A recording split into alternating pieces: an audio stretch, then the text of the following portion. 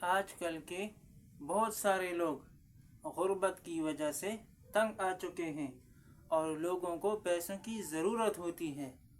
تو آج میں آپ لوگوں کو ایسا وظیفہ بتانے لگا ہوں کہ آپ کے جیب میں کبھی بھی پیسے ختم نہیں ہوں گے اور آپ کو ہر طرف سے پیسے ہی پیسے آئیں گے اور امیر بن جاؤ گے۔ آپ کی ساری ضروریات پوری ہوں گی۔ اس وظیفے کا میں آپ لوگوں کو اجازت بھی دے دیتا ہوں۔ جو اس ویڈیو کو سبسکرائب، فالو، لائک، کمنٹ اور شیئر کرے گا۔ وظیفہ کیا ہے؟